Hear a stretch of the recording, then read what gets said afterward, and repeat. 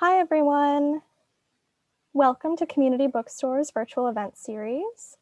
My name is Camille Meir, and I'm on the events team at the bookstore, and I'm thrilled to be welcoming Sophie Lewis to discuss her new translation of Poetics of Work by Noémi Lefebvre, out from Transit Books, in conversation with fellow translator Kate Briggs.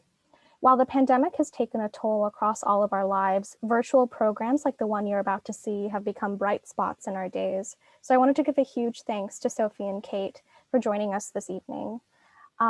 Just a quick note about housekeeping before we begin. You should be able to see and hear our presenters, but they can't hear or see you. So if you have a question, please click on the Q&A button at the bottom of your Zoom screen to submit your question. Feel free to do that throughout the event as questions occur to you, and our panelists will leave some time at the end of the event to address as many questions as we can. There's also a chat feature in this Zoom event, which you can't contribute to, but I will be using it to share the purchase link to Poetics of Work. So please keep an eye out for that link and make sure to click it and purchase the book. One caveat for tonight's event, we're all at the mercy of our home internet connections and server loads. So please do bear with any technical issues that might arise. We'll of course try to solve them as quickly as possible. We'll be continuing our virtual series across the spring. So please head over to Community Bookstore's website and sign up for our newsletter to stay up to date. One event that I would like to point out is coming up this Thursday. We're so excited to have Tom Whalen discuss his new translation of Robert Walser's Little Snow Landscape in conversation with Edwin Frank as part of our continuing series with the New York Review of Books. Registrations for that event are live now, so please check it out on our website. So now just a little bit of background about our panelists tonight, and then we'll get started. Sophie Lewis is a literary editor and translator from French and Portuguese into English. While senior editor at fiction publisher And Other Stories, Sophie edited authors both writing in English and in translation, including Deborah Levy, Lena Wolfe, and Juan Pablo Villalobos. She has translated Stendhal, Jules Verne, Marcel Amy, Violet Leduc, and Emmanuel Pagano, among others. In February 2017, she was commended for the Scott Moncrief Prize for her translation of Heloise is Bald by Emily de Turckheim. Kate Briggs is the translator of 2 Roland Barthes lecture volumes and seminar notes at the Collège de France, The Preparation of the Novel and How to Live Together, both published by Columbia University. She teaches at Piet Zwart Institute in Rotterdam. All right, thank you so much, Kate, Sophie and Kate. I'll leave the virtual stage to you. Thank you. So as Camille just said, my name's Kate Briggs, and I'm here speaking to you from Rotterdam in the Netherlands at 11 o'clock at night, which is why it's might be a bit gloomy. Sophie, you're in London, I think. I think we've managed to fend off the gloom here. Okay, yeah. What's funny about this conversation that Sophie and I, or what's lovely and wonderful about this conversation that Sophie and I are having, is that we've actually been corresponding for about 2 years, I would say, maybe 3 years, exchanging emails about what we're reading, what we're translating, what we hope to be translating. And this is actually the first time I see you live and animated. I actually meet you kind of beamed in to a cool bookstore in Brooklyn. So that's a delight. And it's a real honor to be talking with you this evening about this extraordinary translation that you've written of this book by Noémi Lefebvre, Poetics of Work, which was published by Gallimard in 2018. And I have the UK edition here, which was published by Les Fugitifs. What we're launching tonight is the US edition, published by Transit Books, with a super cool cat on the cover, which I also covet, I'd like to own. And this book, I feel like it's the sort of book that you read. It's a short book. It's only sort of 10 chapters. It's a short book, but I certainly came out of the reading experience thinking, so what exactly have I read? You know, it's an extraordinarily singular, intense, funny, demanding, exacting read, which is a novel. It calls itself a novel. It's named a novel. And so my first question, Sophie, was, how do you describe this work? How are you describing it to yourself as you were translating it? You know, what did you call it? How did you talk about it as you were in the process translation? I think there are two questions in there, and I am at least equally thrilled, if not a little bit more, to be here and able to talk to you about it. One of the questions is, how did I describe it to myself and anybody else while translating? The other, then how I might, having done it, having got it into covers, describe it. And I think I kept attempting to describe it and realizing I was about to fail really terribly, and would head myself off, and would just stop short of trying to say what this thing was to myself or anybody else. And I think that was a survival approach on a small scale as a translator, not to close anything down, not to decide too soon what mattered, what would be hierarchical within the text, what the shape was. I mean, I'd read it twice or three times when I started, which is not always the case, but as you said, it is short and slim and dense and asks for rereading. And so now I don't know how many times I've read it. And I think it's really a place of meeting. I mean, it is called a novel, but it's not like most novels, which is not to say it isn't one, but it doesn't have to strike you primarily as a novel, I think. I think it's a place where ideas have been brought to play, and to play quite intensely with each other. I think there are several big ideas that are being set in the small space of the novel and tried out sort of turn by turn to see how they build together. Yeah, they are ideas of contemporaneity and things that are happening right now, and the news and the state of now, and also ideas that relate to language, uses of language, twisting language, and this is one of Noémi's abiding interests, how language is turned by authorities that use it, and how it is used. So that's very much in there. And we'll probably come on to some of the reading that's in there, the other texts that are in there. And then there's also sort of the authority figures channeled through the figure of the father primarily, who is the dominant interlocutor in the book with our narrator. Yeah, there's an extraordinary kind of invocation of the father, isn't there? As this sort of super ego of our narrator, talking back to this questioning person, this questioning, thinking, kind of active, inactive agent in the novel, and that is one of the. I mean, yeah, maybe I'll come straight to that question then about the kind of what seems to me the crux of this work, which is played out possibly, or I wonder if we can get to talking about it through talking about your translation of the title, because in French the title is Poétique de l'emploi. In English we have Poetics of Work, and it seemed to me that this gap, or the kind of potential, or the question around whether or not there's a gap between something like emploi, like employment, like salaried work, the things that we do to earn a living, and a more capacious potential, perhaps future or past indeed, understanding of what work is, and the kinds of activities that we might do in a life that we think of as a work and we are invested in as work, but actually have nothing to do with how we earn a living. And there seems to be this space that gets opened up by this question that gets posed by the novel. It's like, what is that relationship between the one kind of work that we all kind of feel that we need, or we're told that we need for our security, for our well-being and so on, and this other possible work. So I wondered if you could talk like that precise question about your translation decision around the title, and then perhaps more widely about your sense of how these different understandings of work are in play in the book. Okay, yes, definitely.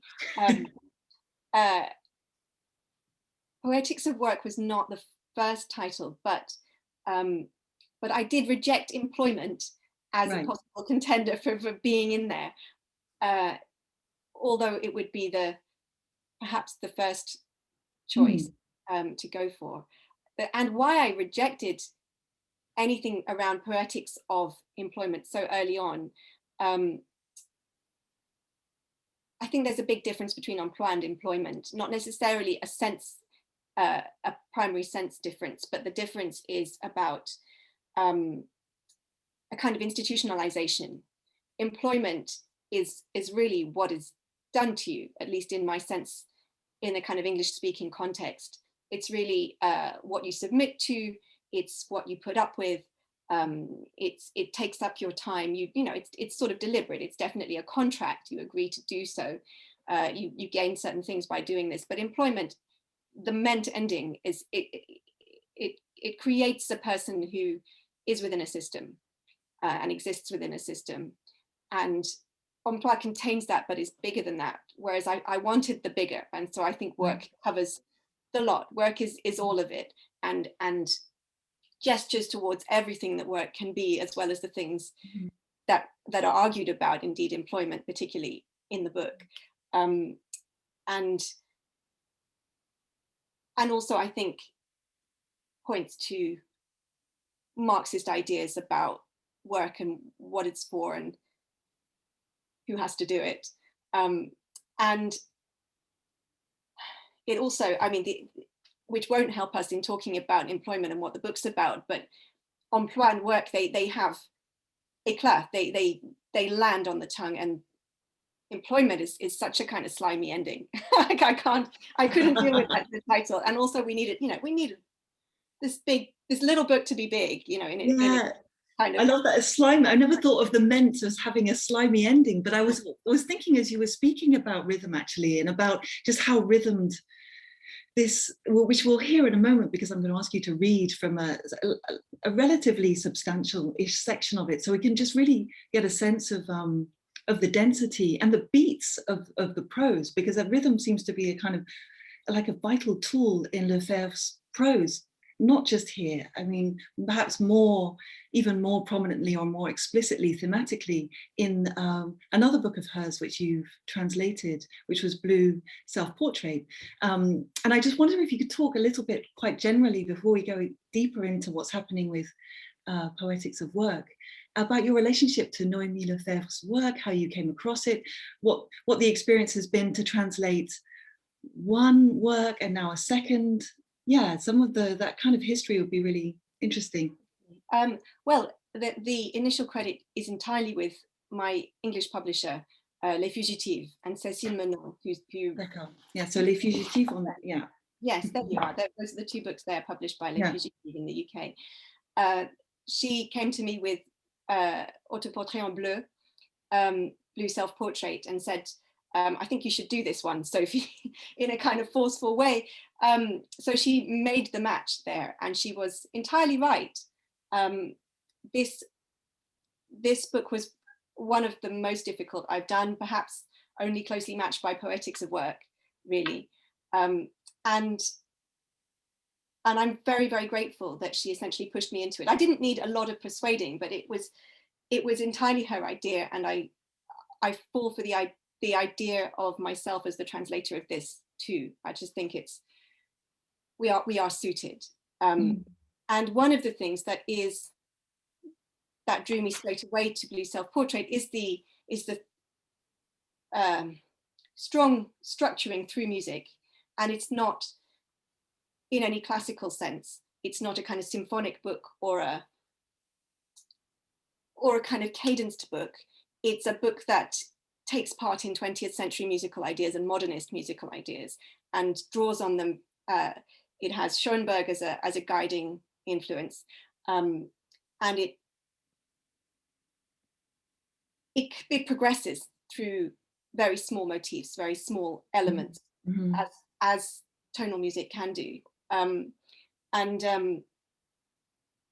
This tickles me because I know something about this as an amateur, but not nearly enough. And Noémi is a musicologist, and she could tell me more. And it led me down some incredible rabbit holes and tested me. It provided a discipline, as say a 12-tone system can do, which this is not a 12-tone book, but it provided a discipline, and there was clearly discipline working through it in ways which, as a reader of a book one time, you don't have to know about. But as the translator to recreate, you have to I think you have to find some of it in there and discover what the structure is to be, and or if you can't do the same, which you probably can't, then replicate, carry over in some way, make equivalents to that. So it was very important to find the musical structure, and then to discover more about Noémi, talking to her about her musicology background, her excellent knowledge of 20th century European history, which is to do with the music, but not only. And then to bring that to this book, which has I feel it has a similar kind of musical progress via small elements that return and are struck again in different ways. So it's not so explicitly about music at all, but there's something I learned with the first book that I could bring to this one also. I wonder if you could just say something briefly about why you said that your editor, your publisher, felt sure that it suited you, that it was for you. Like, what was it? Do you think, was it to do with a kind of a sensibility? You know, are you a music practitioner? Like, what was it? Do you have a sense of what it was in your practice that made her so sure that this would work, this collaboration? She knows that I know something about music. I haven't played my flute for a very long time, but it's still there. I don't think it was that, really. I don't even know if she would be able to explain why. I think she just decided that this was going to be a good match. Right. And on meeting Noémi and talking quite late on in the process of the translation about things, I realized we're not very alike, but we do appreciate each other's ways of thinking. And so it may have been thought processes, not so much a style. I don't know what I'm saying. No, it's just fascinating, like what it is. I just what it is that it should be. I think, yeah, it fascinates me generally, you know, what it is that it should end up being, this translator paired with this work at this moment, and just the fact that there was a kind of force sort of pointing to you for some reason that was seen that you didn't necessarily you weren't necessarily conscious of yourself. Yeah. But you also said something really interesting there about the way the writing progresses, which I think we'll hear, because I'd like to ask you to read in just a second, but there's something about the way it's occupying or kind of expanding the space of novel and what a novel can be. And I think it's just occurred to me now, listening to you, that there's something about progression, that there's the sort of expectations that a reader, or this reader certainly, brings to a novel, to thinking about how does it move, you know, and what kind of sequence is it going to offer me. What's so exciting, kind of energizing about Poetics of Work is it moves. It's kind of moving all the time, as we'll hear in a moment in the passage you're going to read, but not according to any kind of set of logics or expectations that one might have priorly kind of brought to it. So you're like, I'm being moved, but according to what other set of tempos or other set of sort of kind of deeper rhythms or rationales, you know, what's going on here. That's what, yeah. So just I don't know if you have any thoughts on that. It's just that's a live thought that I've just had. Yes. As opposed to a more prepared thought. No, this is good. I think this is a good question, because my guess at it on the spot is really that we do have several stories, but they aren't necessarily in different places at different times, but they're happening in different consciousnesses. So one of them is the reading mind, and we all carry our reading minds with us all the time. I mean, the book I'm reading, or the several books I'm trying to read for different purposes, they're all in my head, even while I'm going shopping and talking to someone else, and in bed at night, and having an argument over I don't know, anything. My world has shrunk, so I can't do anything but go shopping. But so that's one thing that's going on in parallel. Then there's the news, which is many, many stories that are happening outside, but still happening in our time and space. Mm-hmm. And the sort of the banal stories, and then your relationships with other people are all kind of progressing. So you can dip into all of them, and they're not paused.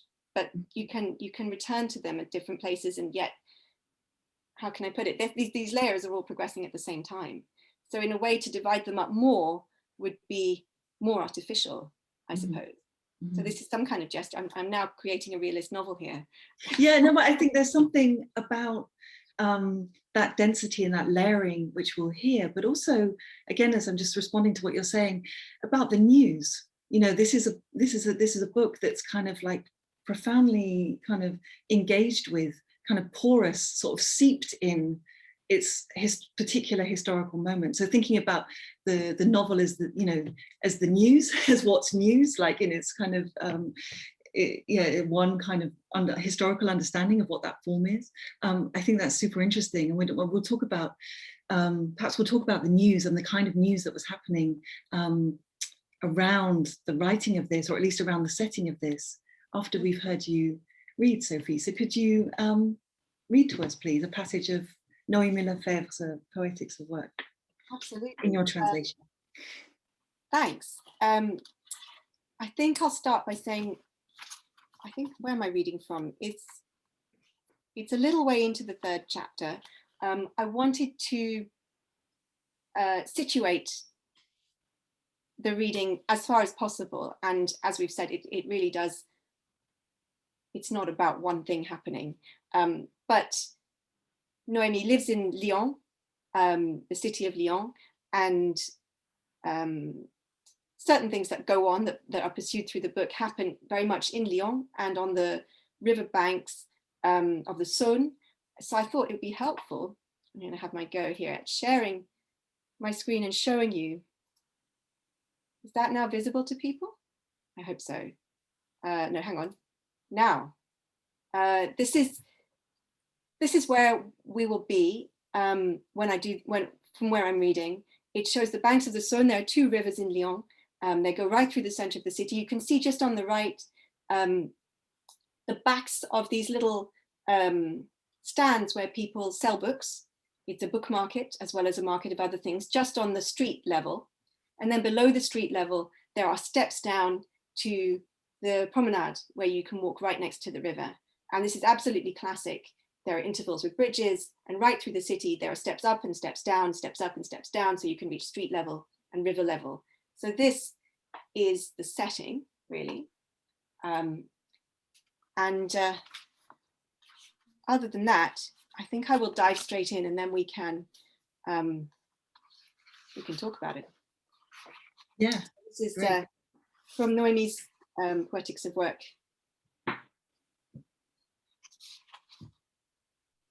I went on stretching my legs in the months between the Paris and the Nice attacks. I was looking for a way of not thinking about looking for work, so I wouldn't have to look for it and fill my head with rubbish. I rummaged through the crates of good old literature. Behind some temps modernes, there was poetry. Hölderlin was wondering what the point of poets was in these troubled times, a fine question. And Rilke was recommending deep inner solitude for me, and to retreat inside myself and not see anyone, and be alone as a child, another fine idea. Next to them were the Zola, the Victor Hugo, and beneath them, in a cardboard box on the ground with Mickey Mouse and Life magazines and other American excesses, Howe and other poems. I'd studied it in college, but hadn't understood a thing because of literature. It was a 1956 edition. My father said it was worth a fortune, and quite a bit more than that. But what is worth? Is it the authenticity, the rarity, the equilibrium price, the outcome of productive work? I said, go to hell. I had no intention of making a foray into his philosophy.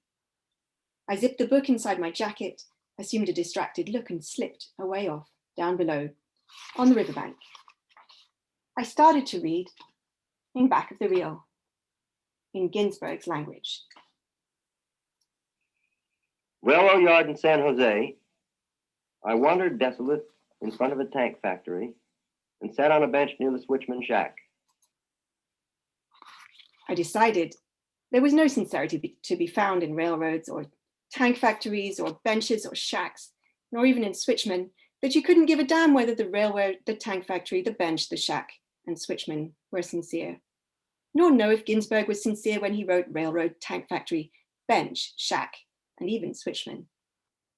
Nor whether San Jose hadn't come from Ginsberg's heart, hadn't come from him in sincerity, but that San Jose was no more or less than San Jose and all that went with that, e.g. a railroad and a tank factory. I pictured Ginsberg wandering or roaming or tramping desolate or ruined in front of the tank factory, poet or not, the war machine on his back and a single yellow flower, like the ones around here which shoot up their determination until they shatter the cement of the steps down to the boats. I watched the water flow south, and the swans, driven by their insignificance, deaf and blind to the basic shapes of the food processing industry, ignorant that they, horse sods, were beholden to market price variation over the kilo of feathers, and to the planned obsolescence of ornamental fowls. The day swans are personally concerned about famine in the world they will swan about less.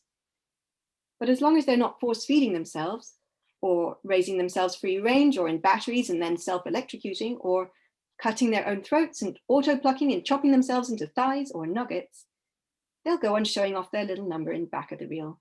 "Fuck you, swans," I shouted at them in Ginsberg's language.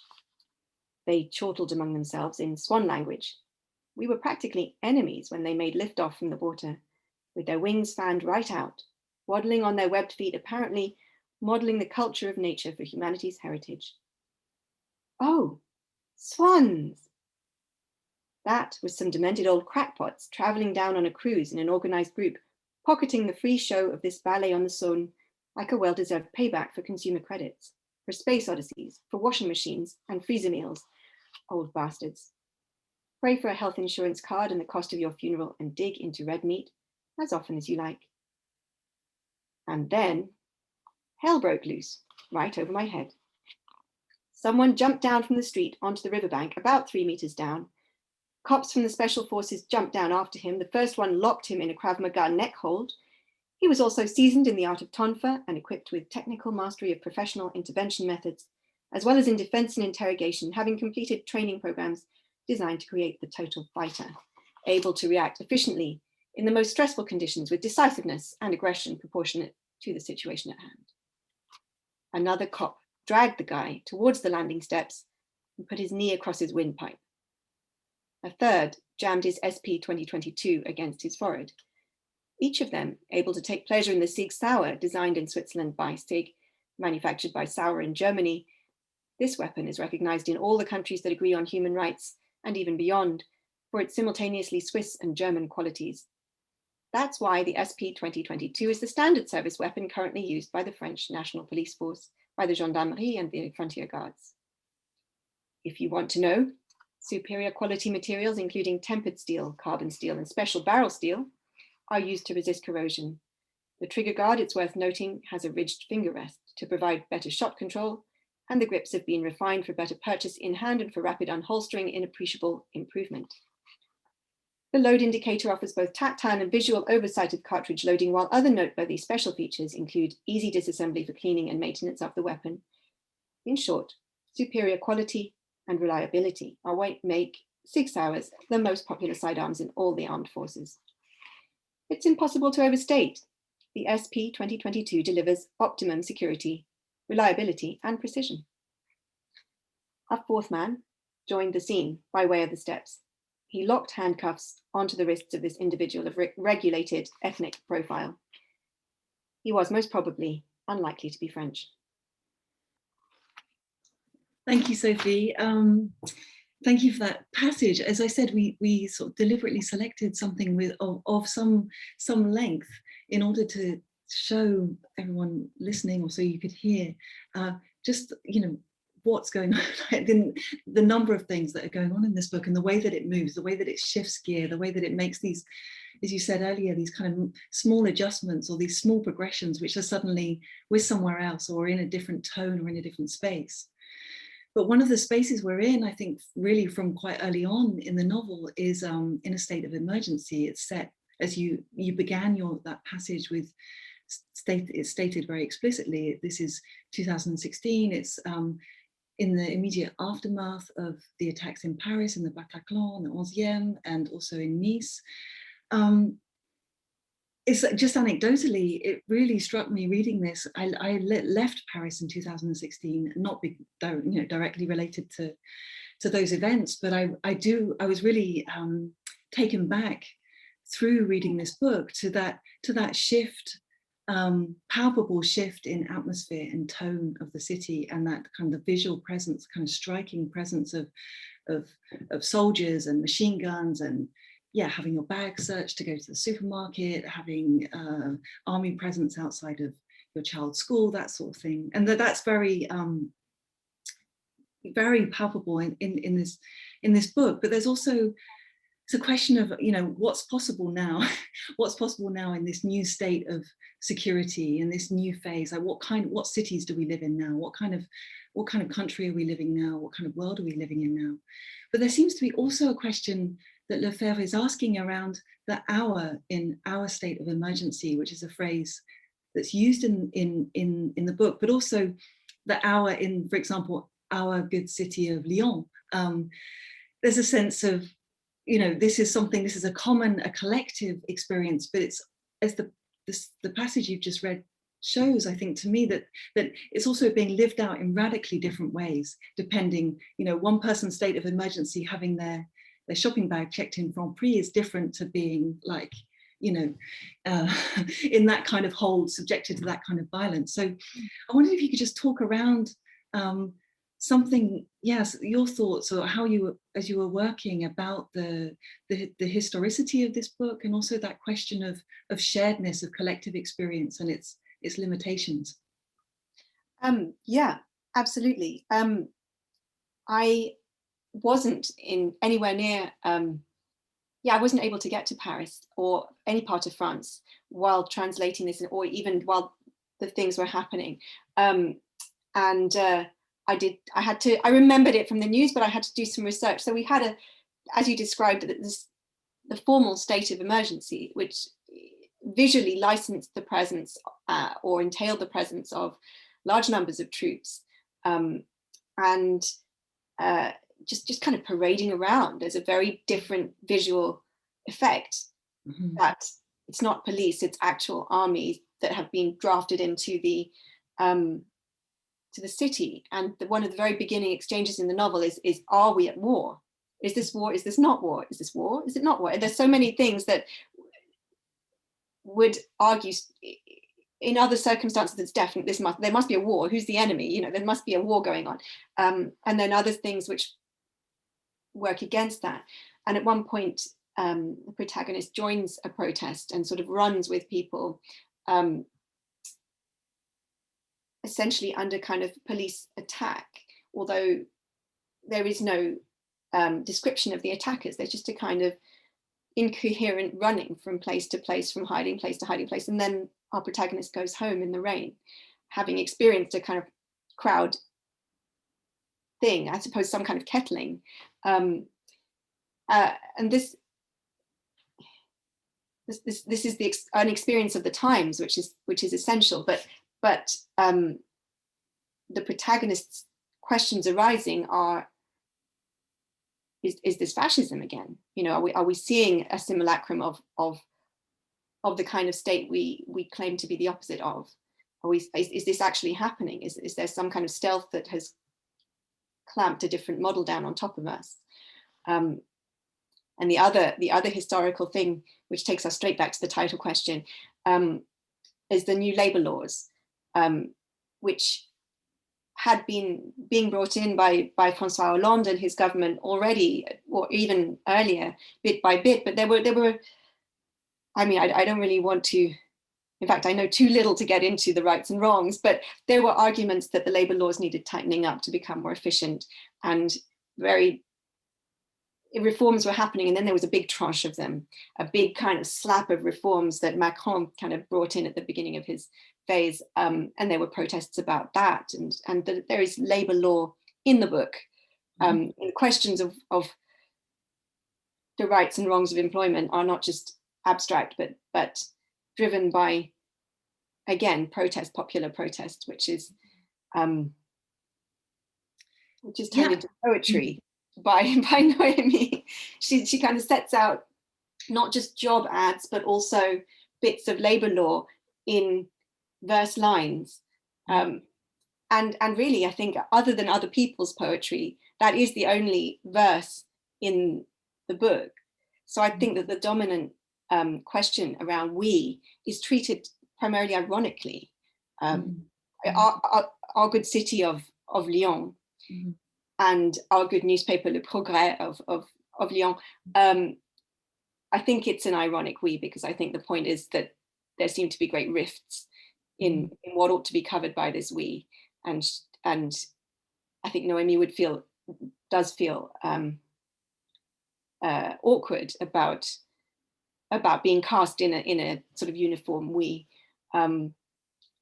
She also at times talks about the one of the historic parts of central Lyon, with a kind of Catholic pro-Vichy history, which has made itself beautiful and has, in the process of doing so, kicked out various unwanted ethnic minorities who would normally have been hanging around there, not necessarily up to no good, but definitely interfering with the view.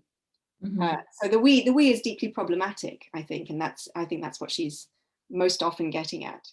No, I think, yeah, that was my sense as well, that this was a very kind of contested, sort of ventured, and as you say, ironic, kind of ventured in order to be taken back and questioned and undone to a certain extent. What I found really extraordinary, with such a slim book, just how many, and you called it earlier a kind of book of ideas, or a kind of a space being made for a kind of working out, almost like a kind of physical workout of sets of ideas. And one thing that really struck me was the way in which this state of emergency, this kind of historical reality, this kind of lived reality of the state of emergency as being, as you said, to do with a kind of massive increase of police presence and restriction of freedoms, the way that kind of assurance of this being about security, this is for your security in order for you then to be free, population, and how that's linked directly to this question, or at least not directly, indirectly, but very powerfully to the question of work, the kind of lie.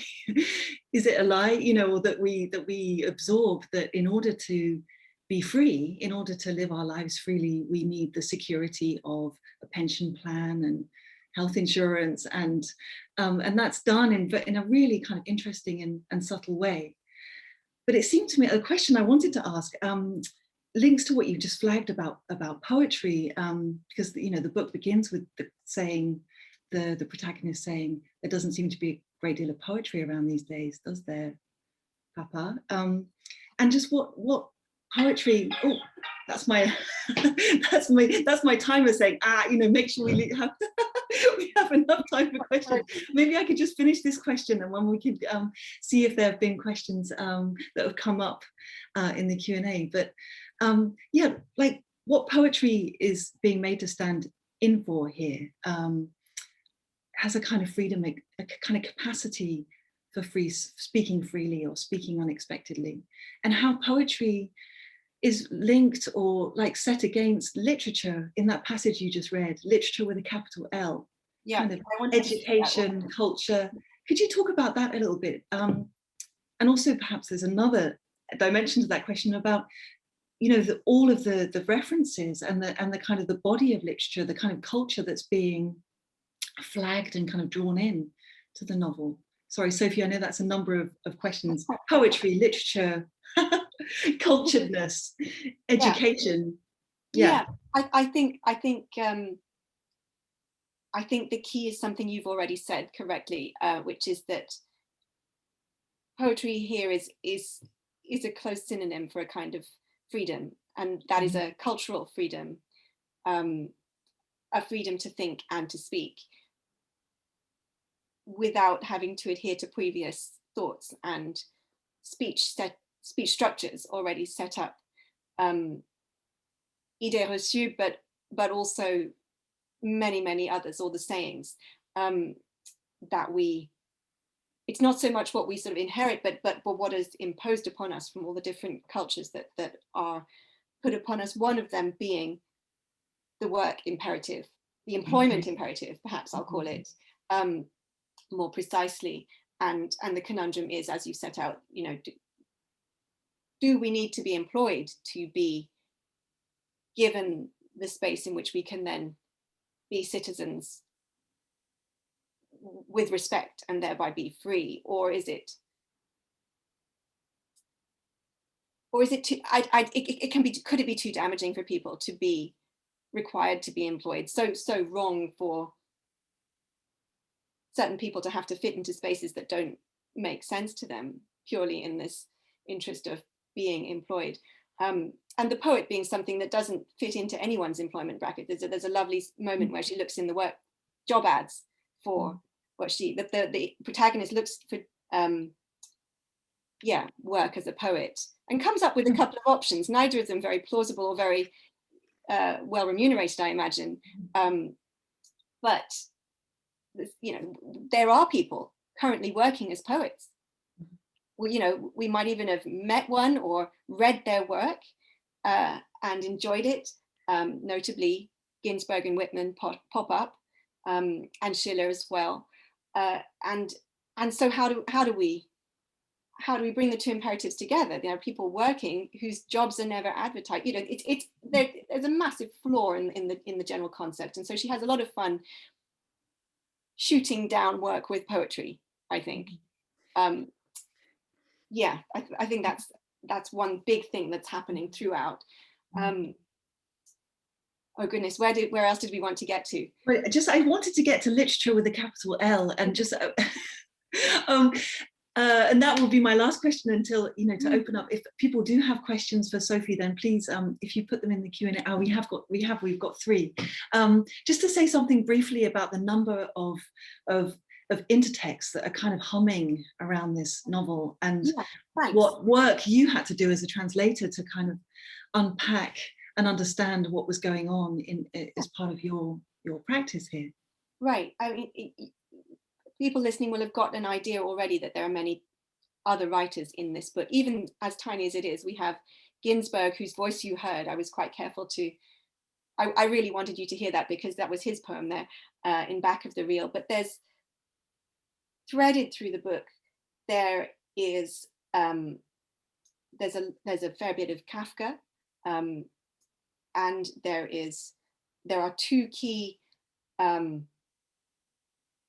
texts about language, The Language of the Third Reich by Victor Klemperer, and Karl Kraus's Third Walpurgisnacht.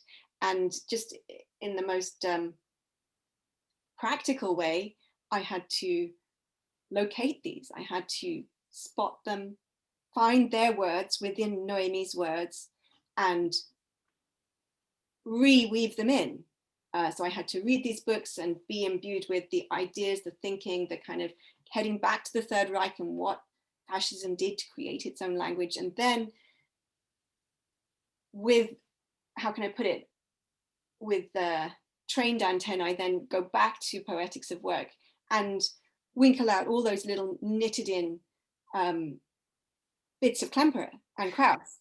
And that was just, I mean, that was fascinating. It was a practical challenge, and has made me, I suppose, partake of some of Noémi's reading and therefore her view, and it's created a wider book around the book.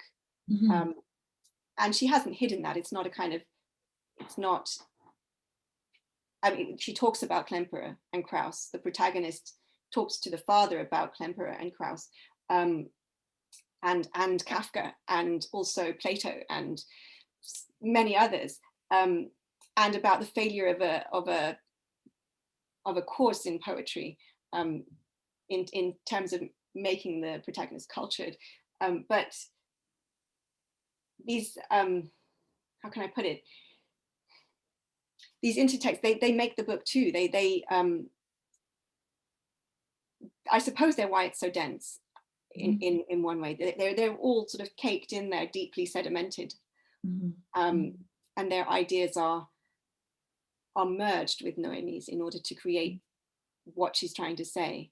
So literature, I suppose literature is not, literature with the small L is no worry. It's just when it gets that big capital L and sits there like a monument that it becomes problematic. When it's too kind of canonized in a rock solid sense, that's problematic. No, I think that's a lovely way of putting it. I think that for me that there's a kind of effort of mobilization or remobilization of these texts. Like, how can we, to use your image from before, like how can we make them speak to each other while also maintaining this dialogue between protagonist and father and mother, who's also in there. But how do we make them move newly? But I feel I should stop. We have 6 questions. I will try and work my way through these questions. So bear with me a little for a second. Okay, so Sophie, you spoke a little bit at the beginning about this, but could you say something more about how the degree to which your translation process was collaborative with Noémi? And do you typically treat translations as collaborative processes? Right. The first thing I did was say, what should I be reading other than Poetics of Work? So that ties directly to what we were just saying. I knew that there was going to be something I needed to read before I began to translate. And so she led me straight to the Klemperer, the Krauss, the Kafka. I can't remember what else there was. She sent me a list and I took it down, and that was absolutely the first part of the collaboration, long before I wrote a word of the book. And then I really went away and did my thing. And I suppose that is mostly what I do, unless an author has suggested they want to do something else. I mostly go away, do my thing, and then it's very far from final when I come back to the author. And I always come back with a list of questions, and the questions are big and little. They are about words in their tiny space that they're in, and they're about concepts, and they're about paragraphs and images that come back. So the questions don't have, it would be too crazy to try and say, look, I'll just leave the small stuff for later. So our conversations tend to spiral out, and there's no need to anticipate, as long as I've given enough time for the big ones to have their space. And then the collaboration really happens over this end phase. Noémi explained to me about orangutans. There are several passages actually in which orangutans and humans are used as kind of mutual metaphors for each other. And this is drawing on a kind of ethnographic text. Without having spoken to her about it, I might have guessed the gist. I hope that anyone reading it sort of gets what's happening, but having the background, the thinking, the thought process, the sort of the stepping stones only arose when I started asking questions about orangutans and what on earth they were doing there. And so that was one of the big questions, which I thought was a small one. The other thing I really don't want to not talk about was trying to work out what to do with, she has a repeated phrase in English, fuck that fake. Mm-hmm. This is in her book. Mm-hmm. And I discussed with her, and I discussed with Adam Levy at Transit at length, at many months' length, what to do with this phrase, which was in fact in English, which I didn't feel should remain like that, not just because it's a sort of completist thing, I need to translate everything at all, but because I didn't think it sounded the same. So trying to work out with Noémi what other English thing could be there instead. And we ended up with farce, variations on fuck this farce, or things with farce, mm-hmm. where I now can't explain why this seemed like the perfect thing. but this, I don't know if this counts as like full-blown collaboration, but this was an intense conversation that happened over a long period of time. No, I think it's fascinating, and also to have that capacity to be able to really talk through and kind of test out possibilities, that you would bring a set of kind of provisional candidates for that term, and that you could then, that she could push back on or make you think about differently. It sounds fascinating. There many more questions have come up. So my apologies if I don't manage to do this kind of particularly systematically. So there's, I mean, in a way, quite a kind of straightforward question, but given the research that you've, but also always an interesting one, given the research process that you've described, how long did it take from that first, from that first conversation, or that first moment of receiving the list of books from Noémi Lefebvre? Like, yeah, how long did it? I guess if I include all of that, not just the kind of time I set aside, but the pre-reading and then the post-resolutions, once I'd even sent it in to Adam at Transit, who was the principal editor, the primary editor, by the way. I guess we're talking a year and a half, but then I have, in that initial phase while I'm reading Klemperer, I'm working on another translation, and also at the other end the same. So that's a kind of year and a half of mental involvement, I suppose, with an intense 4 or 5 months in the middle of really just working exclusively on this book. Yeah. Great. Okay. Right. It's an interesting question, because it's something that we haven't touched on and yet feels kind of crucial, I think. The question has phrased it very beautifully. Dare I ask whether the concept of women's work is explored in this book, especially since all the poets and other writers refer to a male? If it's a factor in the book, I'd love to hear some of your plural thoughts on that. That feels very pertinent, Sophie, for a number of reasons, which immediately strike me. Could you kind of unpack that a little bit, or respond to that question? Yeah, absolutely. It's hard to know where to begin. I made an assumption, and you'll have heard it in my talking, that the protagonist was a woman. I didn't ask Noémi about this. I made that assumption, and I translated the whole book. And the assumption, I think, was there because of the hard to root out identification of author with protagonist, but also because of the ongoing struggle with a kind of patriarchal setup, which always ties back into being validated through formal employment. And in this book in particular, the dominating presence of the father, the sort of be all and end all that is the father's opinion. And our protagonist is feisty, a term only used about women. And makes their own space. But in fact, I discovered, somewhat to my horror, after having done the translation, as you know, Kate, because we discussed, but that in fact, there is no indication that this is a woman. This is a person. Noémi has worked really, really hard to make sure that we don't know what the sex of the person is, who is the protagonist. And despite my slips, we really don't know. And there are no slips in the book. You can't tell. So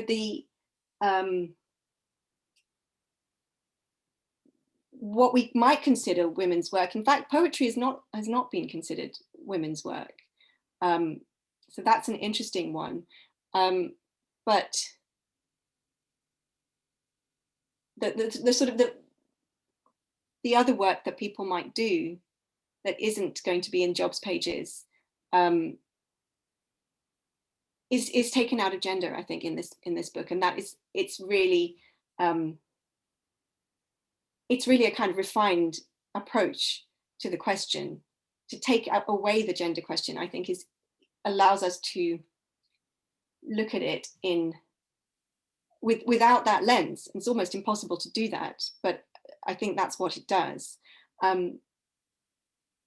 Nonetheless, the question of poetry, remuneration, lack of validation, lack of any situation in which one might kind of make it pay, support oneself, is too like translation to ignore, too similar. It's not the same, but it's similar, and that I'm quite used to considering women's work, which is essentially characterized by being underpaid, paid but underpaid mostly. Mm-hmm. The kind of the underpaid class. So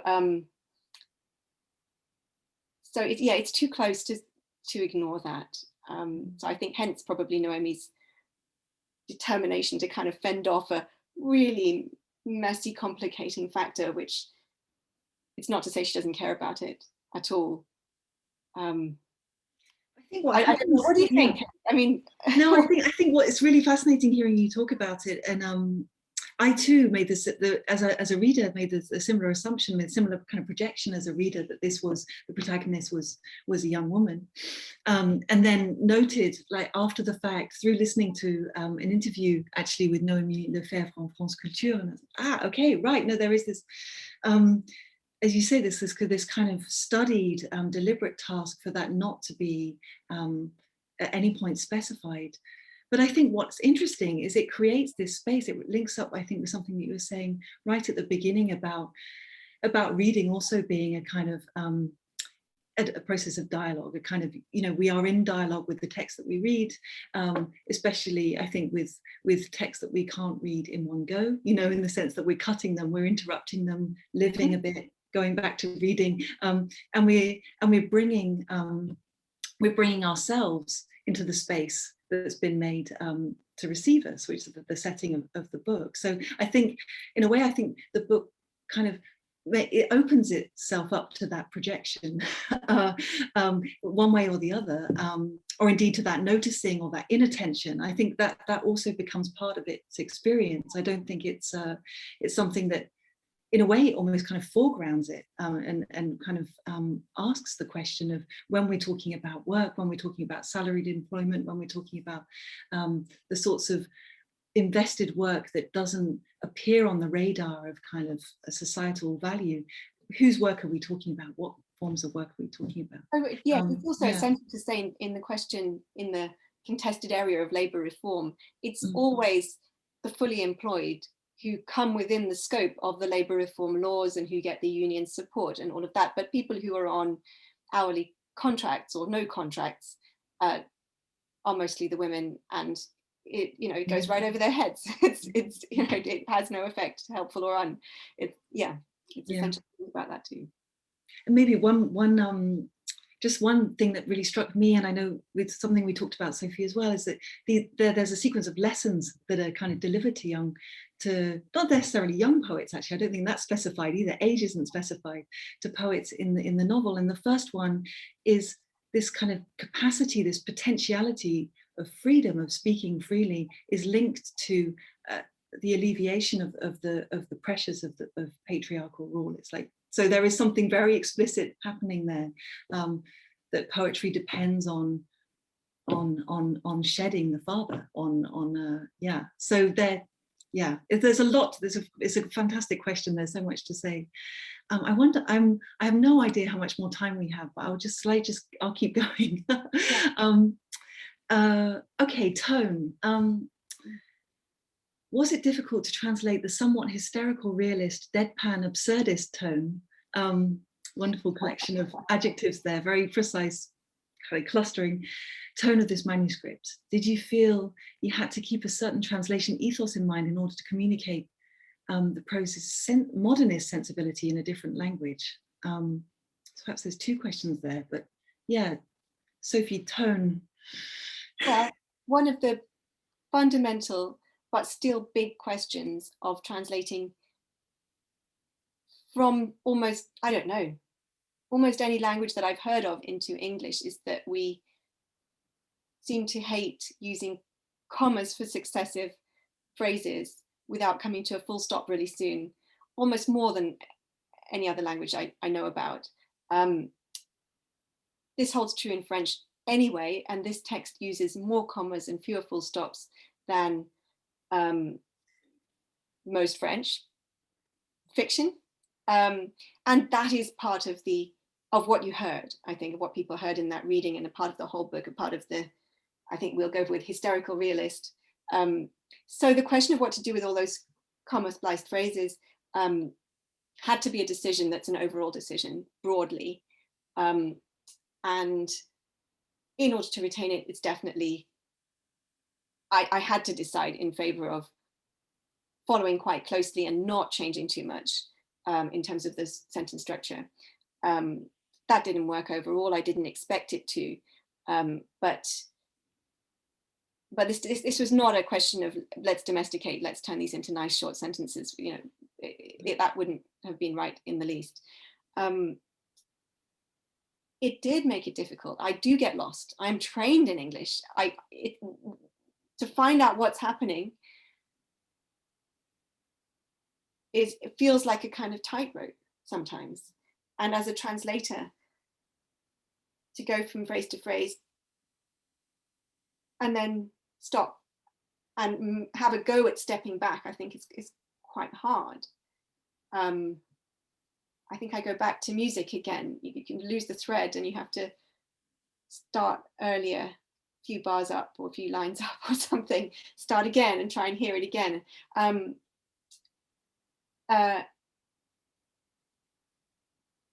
So the ethos, I suppose, I had to be one of trust, really. It had to be one of feeling ready to be close and not too afraid of that, not too conservative.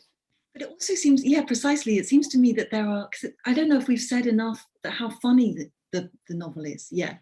And if it's funny in English, you know, Sophie's really made it funny. You know, there's a kind of vitality, a humor, a kind of, yeah, it's a properly kind of strangely funny work. And I just wondered, in that passage that you read, one thing I wanted to ask you was about the swans. And at one point, the swans in your translation, they're swanning about. And I was thinking, you know, did the swans swan about in French? I don't think I was trying to reconstruct what that could. And that one might be an example of you kind of prioritizing humor and a kind of irony. You know, what's going on with swanning about, Sophie? Could you? Okay, so I don't know if it's possible in French. Swanning about, I don't think it is. Signer, no. Signer is No. French, is swan. It doesn't function swanning about. But there is all kinds of funny stuff happening with the swan. So I felt a degree of license. We have ignorants qu'ils étaient ces camps-là, ignoramuses that they were, these ridiculous swans. Were they concerned with famine in the world? No. These image of them kind of self-stuffing the way that geese are for foie gras, and then chopping themselves up into nuggets. I mean, there's just ridiculous stuff going on with the swans. So oh, and I think the specific bit, ils vont continuer à faire leur numéro sur le dos du réel. Faire leur numéro. Do their little number, dance their little dance. It's only a short hop to swanning about. But I felt happy with that, I think. There were things I could not do. I mean, the sort of translator's byword of compensation has to come in. There were things there was no hope of me recreating many things in this book, but at a very small remove, there were other things I could do that were closer than in the spirit of, that were really fully with what was going on. So something like Swanning About is a good example of that, I think. Yeah, no, absolutely. I wonder if there's time for one last question. Oh, no. Sorry, I didn't mean to come No, on and no. completely shut that down. Also, I apologize for it getting so dark in my room, but I just wanted to thank you both for a wonderful event. I think we are at time for now, but you know, I could listen to you both talk about these specifics of translation for hours, and I'm sure our audience could as well. I wanted to thank you both for a really wonderful discussion, and thank you to the audience for such wonderful questions. I thought this was so interesting. But yeah, I wanted to bid everybody a good night and thank you all for coming and for having this discussion with us, Sophie and Kate. Well, thanks so much, Camille, and thank you so much, Kate. What a pleasure this has been. Oh, absolutely mutual. And yeah, I hope there might be a record of these questions, because I think Sophie and I would be very interested to see, you know, what's come up that we might be able to at least talk about privately afterwards. I'd be happy to be detained and chat more about those things. Yeah. Thank you. Of Thank course. you. Thank you. Bye, everyone. Good night. Bye.